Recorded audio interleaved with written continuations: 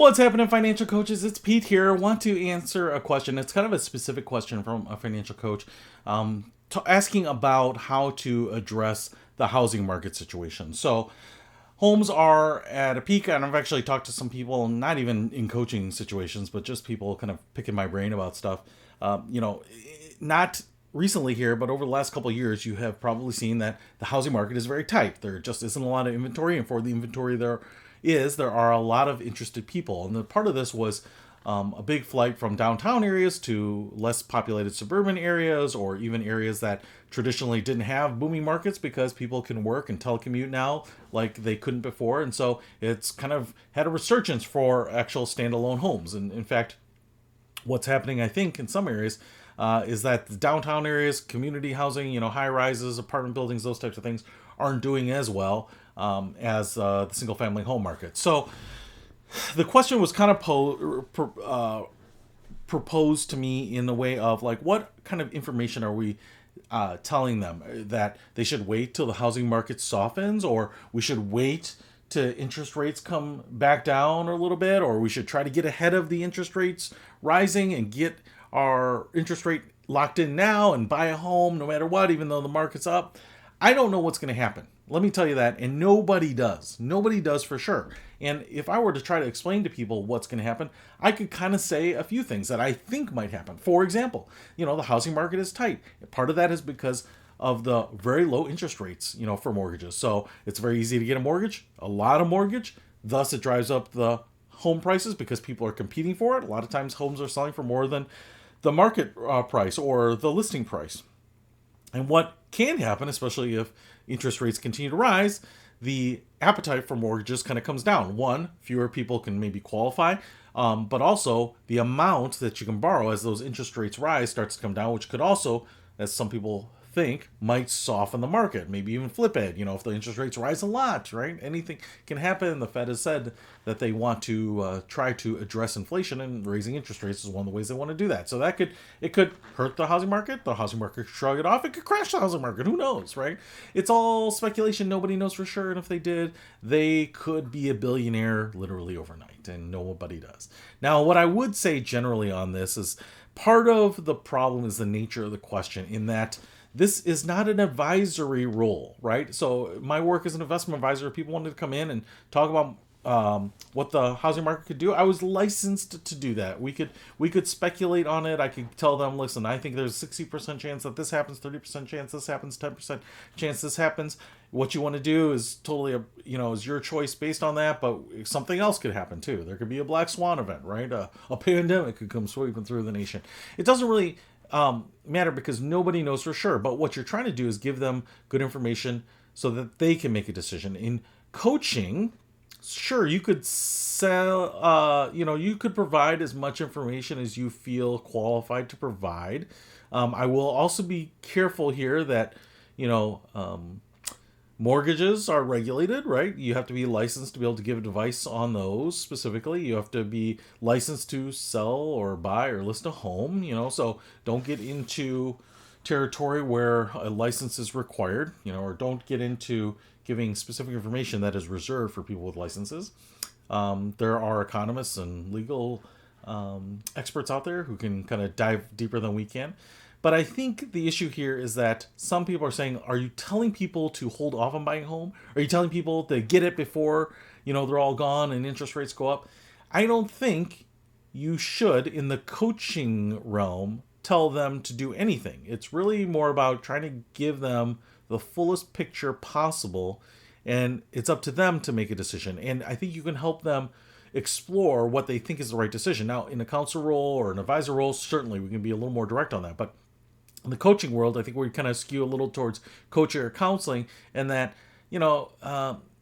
everything we hear is that interest rates are going to continue to go up. Everything I've heard is that the housing market still tends to be pretty strong. I looked at the Fed numbers on the average housing prices, and I think they were rolling over a little bit, so you could share with them that data too. But all of that is kind of irrelevant at the macro because ultimately they're making the most micro decision. And so you kind of want to ask them, if they were to buy a house, do they feel comfortable with it? Do they feel comfortable with the interest rates where they are and the amount that they would have to borrow, that they could keep that mortgage. What happens if the economy slows down and one of them loses some income or gets laid off or loses a job? Would they still feel comfortable in that? What if they bought the house at the top of the market and the housing market plummeted 25% over the next 12 months after they purchase it? Would that matter? Their house might be underwater, but if they are going to stay there and they don't care about what the equity number is, it might not matter. In the last Great Recession where home values plummeted, as long as you were continuing to live in your house and you were going to stay there, it didn't really matter to you. You just paid your mortgage payment and you continued to go on, and it didn't matter that maybe you had negative 15% equity. It was really the people that were going to sell their homes, whether they were flipping it or it was investment or they were planning on moving. If some people are thinking about, hey, are you thinking about a starter home? This is something that you're going to live in for 3 or 5 or 10 years. Are you willing to, in that shorter time window, maybe adjust your plans if the home values go in a way that isn't good to you? Or you're planning to make this your forever home and stay there, not just for the 30-year mortgage, but the next 50 years. Then it might be less of an issue. So to me, my job as a coach, like I said, and I'm kind of bleeding into the counselor realm here a little bit, is just trying to have them think about as many dimensions as possible and as many as I can think up, and kind of show them like the pros and cons and where you might go. And if it's situation A and they want to do this, or situation B and they want to do something else, what does that look like? And situation A and B, if the situations are different as well, okay? So it kind of gets overly complex there. But kind of just having them think through that, because then as they think through it, they might be saying, listen, yeah, the house was too much to afford anyway, and yeah, the job situation is precarious. I think we should just stay where we're at. That might be the conclusion that they come to. They might say, yeah, actually, yeah, we're planning on staying there forever. We could live on one income. That's not a problem. I guess, yeah, if we're going to live there, it doesn't really matter what the housing market does. We just want to be into our forever home, raise our family. These are all good things. And it's not our job to decide what they want to do with their money. Some of us might say, hey, through our lens and our value system, that's not the right decision to make. I know people who will never buy a house. They don't think anyone should buy a house. So if someone came to them saying, hey, should we purchase a house in this market? Their bias is going to say, like, no, not only not in this market, but ever, So that's not really what you were supposed to do as coaches. I keep saying that because, I play in other realms too, the counselor, the financial advisor, or whatever it is. And sometimes your advice will be a little bit different. So that is a long way of saying that guiding through what is going on in the market is coaching, helping them understand that and helping them understand what is important to them so that they can make a decision. That's the coaching part. Telling them to buy now or to wait, or they can afford it or they can't, isn't truly coaching. And so I would try to stay in that lane as much as possible unless your licenses allow you otherwise. But that's kind of how I address the housing situation right now.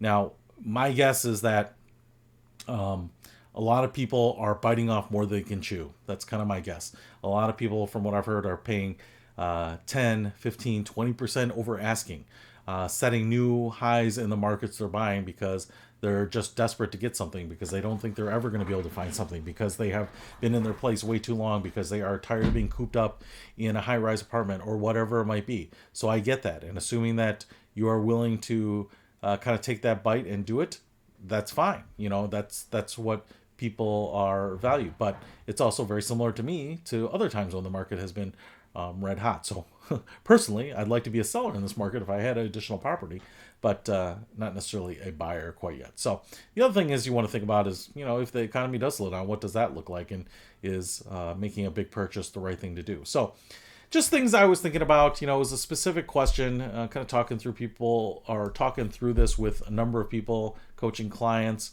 other financial coaches, as well as just people around the barbecue who are kind of trying to figure out what's going on. It's certainly not easy, and it can be a little crazy, but hopefully that helps. I'll see you later.